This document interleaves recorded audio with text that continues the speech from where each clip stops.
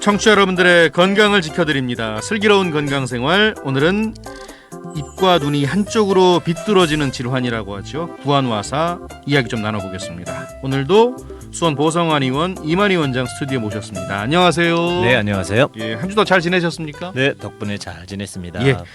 자, 우리가 구안와사라는 표현은 참 많이 들어봤어요. 네. 그죠? 특히 드라마에서. 아, 그렇죠. 예. 기억이 납니다. 예. 예. 단골 재료죠. 예, 아마 예전에 제가 대장금이라는 드라마에서 본 것 같은데 처음. 예, 일단 이게 어떤 명인지 구체적으로 좀 이야기를 해주세요. 말은 좀 어려운데 예, 구안, 눈과 입, 와사, 삐뚤어짐 뭐 이런 뜻입니다. 비뚤어진다. 예. 한방병명으로는 이제 구안와사 그러는데 예, 안면신경이라는 것이 있습니다. 예. 그래서 얼굴에 그 운동을 시켜주는 것이죠. 그래서 안윤근, 예. 눈 주변에 동그란 근육이 움직이면서 예, 눈이 이제 감정을 표현하고 깜빡깜빡하고 하게 되고요. 예. 입도 구륜근이 있어서 이제 어떤 저작 능력이라든지 이런 데 입 모양이라든지 우리가 흔히 뽀뽀할 때도 입을 오므리게 되잖아요. 그때도 이제 그 구륜근에 신경이 오게 되는데 이거를 전부 담당하는 신경이 안면신경이라 그래서 뇌에서 나오는 12쌍의 뇌신경 중에 하나입니다. 좌우에서 나오니까 두 쌍이 얼굴의 양측을 잡고 있는데 한쪽이 마비가 됩니다. 그러면 정상적인 쪽은 정상 작동을 하고 한쪽은 마비가 되다 보니까 예. 일그러지게 되는 거죠. 아, 그래서 한쪽은 작동을 안 하고 한쪽은 작동을 하니까 예. 쏠리게 되는 쏠림 현상이 얼굴에 보이게 되는데 이런 이제 마비에 의한 쏠림 현상, 삐뚤어짐을 구안와사라고 합니다. 그러면 왜 그 마비가 되는 겁니까? 크게는 이제 중추성 구안와사와 말초성 구안와사로 나누는데요. 예, 중추성이라는 것은 뇌를 의미하는데 예. 중풍이죠. 그러니까 뭐 뇌출혈, 뇌경색 뭐 이런 것들에 의해서 그 뇌의 일정 부위가 마비가 되면 편마비, 전신의 절반이 마비되기 때문에 오는 중추성 구안와사가 있고. 그럼 일단 그 중추성은 뇌에 문제가 있는 거군요. 그렇죠. 그렇기 때문에 이 팔다리나 언어장애 등을 보이기 때문에 예. 이 말초성 구안와사는 현격하게 다릅니다만 예. 이제 말초성 구안와사는 그 얼굴에만 나타나는 반면에 예. 전신에 나타나죠. 중추성은. 아, 그럼에도 가끔 팔다리 장애가 없으신 운이 좋게도 팔다리 장애가 없고 언어 장애가 없는 분들 중에 얼굴만 나타나는 분들도 있어서 구분을 요하긴 합니다.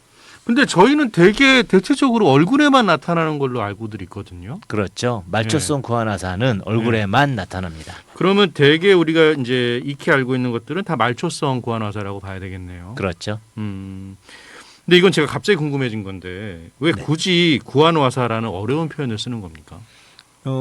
굉장히 오래된 질병이기도 하고요. 이제 오히려 의학적으로는 한의학적으로는 정확한 병명이라고 할 수 있습니다. 반응이 구륜근과 안륜근에 나타나기 때문에 예. 구안이 와사됐다. 이제 와사란 표현이 고어체, 과거에 한문에서 쓰던 용어라서 예. 현대인이 좀 생소한 것이지 한문을 또 써 있고 이제 쓰는 이제 그런 용어이기 때문에 그런 것이지 정확한 표현이라고 보여집니다. 근데 저희가 보통 왜 질환 얘기할 때 한문으로 쓰는 표현이 이렇게 많지는 않잖아요, 사실은.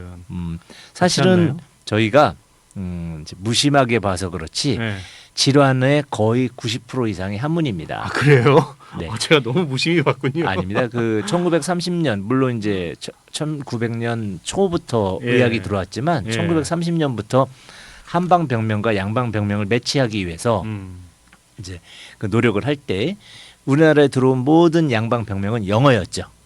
그렇겠죠, 당연히. 네, 그러니까 이제 한문으로 찾아야 되는데 찾기 가장 쉬운 것은 한의학 용어였습니다. 그래서 한의학 용어에 배치를 시켰기 때문에 저희가 한글로 명칭하는 것은 거의 다 한문이라고 보시면 됩니다. 자, 그러면 말씀하신 대로 증상이요. 네. 그냥 그렇게 마비가 돼서 한쪽으로 비뚤어지는 것만 증상이 나타납니까? 그렇지 않죠. 그러니까 그것이 가장 기초적인 증상이고요. 네. 실제로 안면신경은 나오면 가지가 세 갈래로 갈라지는데요. 네. 그래서 운동신경으로 가느냐, 감각신경으로 가느냐 타액신경으로 가느냐에 따라서 대부분 운동신경은 1차적으로 손상이 오니까 눈의 움직임, 뭐 입의 움직임, 뭐 눈주름의 움직임, 뭐 침 흘림 뭐 이런 것들을 보이게 되죠. 1차적이고 거기서 조금 더 진행이 되게 되면 이제 감각신경을 건드리게 됨으로써 미각, 맛이 달라진다. 미각 소실이 되는 거죠. 또는 청각이 과민해집니다. 오히려 조그만 소리에도 막 이렇게 크게 문 쿵 닫았는데 막 쿵 하는 느낌, 예. 청각 과민이라고 하는데 여기까지 가거나 여기서 이제 좀 더 가게 되면은 타액 분비가 되면 눈물도 나오고 그리고 뭐 저기 타액 침이 질질 흐르고 이런 증상도 같이 동반할 수 있는 이런 다양한 증상이 보여집니다. 그러면 그 정도면 일상생활에서 굉장히 불편하겠습니다. 많이 불편하죠. 네. 저희가 그 경증일 때는 네. 본인만 알거나 본인이 살짝 움직일 때 웃거나 말을 하려고 하면 삐뚤삐뚤해지는 거고요. 중증이 되면 가만히 있어도 얼굴에 형태가 나타나고 가만히 있어도 침이 줄줄 흐르고 그럼 상대가 보면 일단 다 알아채겠군요. 알죠. 중증 이상이면 경증도 부부간에는 또 가족간에는 그렇겠네요. 인식을 할 수 있고 매일 집에서 마주하니까. 그렇습니다. 이런 이제 중증 정도가 있고 예. 중등도 그리고 아예 중증으로 가게 되면 전체 구안화사의 한 20 내지 30%가 되는데 후유증이 남습니다. 치료 과정을 거쳤는데도 불구하고 증상이 외부에 그대로 남아서 또는 이제 위축이라 그래서 이게 말립니다 이렇게. 예, 그러면 여기 코 주름 옆에 입가에 주름이 있죠. 예. 요 팔자주름이라고 하는 주름이 그 구안화사 온 쪽으로 확 깊어지면서 이렇게 찡그러 우그러뜨린 아이고. 인상으로 굳어버리거나 우리 TV의 유명인들도 구안화사 후유증을 남긴 채로 있으신 분들이 있잖아요. 그런 이제 분들이 그 애석하지만 이제 후유증을 보이는 분들이 있습니다. 이게 그러면 어쨌든 치료를 잘해야 되겠네요. 그렇습니다. 후유증이 남을 수 있기 때문에. 초기 대응이 중요합니다. 특히 우리가 어찌됐건 얼굴에 후유증이 남는다라는 거는 사실은 생활하면서 굉장히 좀 불편하잖아요. 그렇습니다. 본인도 사실 좀 힘들 것이고. 네, 사회 적응도 힘들고 그렇죠. 우울증도 생기고 그렇죠. 그러니까요. 네, 자, 그러면 이게 스트레스에 기인하는 경우가 많습니까? 있습니다. 스트레스가 이제 단순히 스트레스만이 아니고 스트레스도 예. 직접 일으키기도 하는데 예. 지속된 스트레스가 면역을 떨어뜨려서 오기도 하고요. 그래서 저희가 이제 한방에서는 내인, 외인, 불내외인 이렇게 세 개로 나누는데요. 예. 이제 지금 말씀하신 스트레스나 면역은 내인, 내부적 원인에 의해서 또는 체력이 저하되고 영양이 불량하면 구안화사가 오기도 하거든요. 그런 게 있고 또 이제 그 외인이라고 해서 우리가 그 뭐 옛날에 다듬이 돌 비고 자면 찬바닥에 대고 자면 입 돌아간다 그런 말 하죠. 이런 온도 저하에 의한 혈액순환 장애 또는 바이러스에 의한 이제 감염 또는 세균에 의한 손상 등에 의해서 오는 외인도 있고요. 또는 이제 드물지만 이제 어혈 같은 몸 안의 어혈에 의해서 발생하는 경우도 있습니다. 이런 이제 분류에서 또 스트레스가 가장 많은 영역을 차지하죠. 자, 그럼 어떻게 치료합니까, 보통? 한방에서는 원래 전통적으로 우리 대장금에서 보셨다 하셨듯이 예. 한방에서 주로 이제 처리하는 질환이죠. 실제로 그래서 뭐 침이라든지 뜸, 부항, 약침, 뭐 매선이라고 있습니다. 또 추나, 한약 이런 모든 것이 다 구안화사에 도움을 줍니다. 저 아까 후유증 남는다고 얘기하셨잖아요. 남을 네. 수 있다고. 네. 그럼 이게 치료를 하면 100% 치료가 됩니까? 아까도 말씀드렸듯이 20 내지 30%가 네. 후유증을 남기게 되는데요. 30%가. 후유증이 남은 다음에도 네. 매선요법이라든지 한약을 투여하면 네. 그 잡을 수 있습니다. 물론 그럼에도 한 5% 정도 끝끝내 안 되는 분들도 있긴 그래요? 합니다. 네. 그러면 이게 음식하고도 되게 연관이 좀 있나요?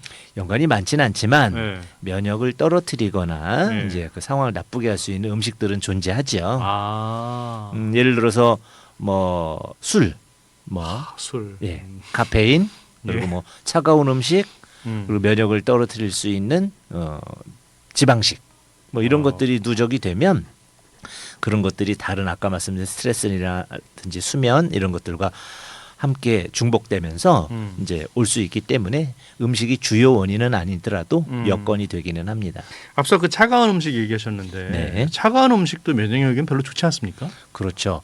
저희가 심부 온도라고 하죠. 네. 대동맥 기준 심부 온도가 1도 떨어지면 예. 면역력이 30% 떨어진다라고 되어 있습니다. 그래서 따뜻하게 우리가 몸살 났을 때 열이 나는 이유도 백혈구의 활동률을 높이기 위한 몸부림 때문에 열이 나는 것입니다. 그래서 따뜻할수록 면역에 도움을 주게 되죠. 혹시 이게 후유증 얘기하셨는데 합병증을 유발할 수도 있습니까? 합병증까지는 아니고요. 이제 예. 후유증으로 남게 되는데 오히려 중추성 구안화사 같은 경우에는 다른 합병증이라든지 이런 것을 동반할 수 있지만 이제 말초성 구안화사인 경우에는 예. 합병이라기보다는 후유증을 남기게 됩니다. 자, 우리가 뭐 어찌 됐건 예방하는 게 또 제일 중요하지 않겠습니까? 그렇죠. 예, 우리가 예방할 수 있는 네. 습관들 뭐 당연한 얘기일 수도 있겠습니다만 좀 짚어주셨으면 좋겠어요. 네. 좀 전에 내인과 외인으로 구분했듯이 예. 그러니까 외인은 예. 외부에서 오는 원인이니까 예. 따뜻한 음식을 드시면서 음. 그리고 따뜻한 의복 그리고 이제 밤에 찬바람 쐬고 자지 않고 또는 땀 흘리고 운동한 다음에 예. 그 바로 옷을 벗어서 찬바람 요새같이 아침 저녁으로 기온이 쌀쌀한데 요즘 일교차가 엄청 큽니다. 그렇죠. 그런데 러닝머신 하고 땀을 흘린 채로 이렇게 왔다 갔다 돌아다니고 외부의 바람을 쐬면 혈류순환 장애를 일으켜서 구안화사가 올 수도 있기 때문에 의복에 항상 신경 쓰시고요. 예. 땀 흘림에 신경 쓰시고요. 그리고 이제 내부의 면역이 떨어져서 오는 경우는 당연히 스트레스 피하고 잠 많이 주무시고 영양에 신경 쓰시고 가벼운 운동을 충분히 하고 뭐 이제 피로 예방을 하시는 것이 뭐 당연한 얘기지만 사람 몸이 힘들어졌을 때 오는 것이 신경의 손상이기 때문에 생활 습관들로 거론할 수 있겠습니다. 근데 어떻게 보면 사실 당연한 걸 제일 못 지키는 것 같다는 생각도 들어요. 현대 사회가 그렇죠. 그러니까요. 네. 예. 뭐 어찌됐건 요즘에 또 환절기지 않습니까? 네. 일교차가 크고 특히 좀 주의해야 될 점들은 아까 말씀하신 대로 차가운 음식보다는 따뜻한 음식으로 그렇죠. 몸을 좀 보호하는 게 중요하겠네요. 그렇습니다. 알겠습니다. 네. 자, 오늘 슬기로운 건강생활은 구안화사를 주제로 이야기 나눠봤습니다. 오늘 이야기는 여기까지 듣겠습니다. 고맙습니다. 네, 감사합니다. 네, 지금까지 수원 보성한 의원 이만희 원장이었습니다. 3부는 여기서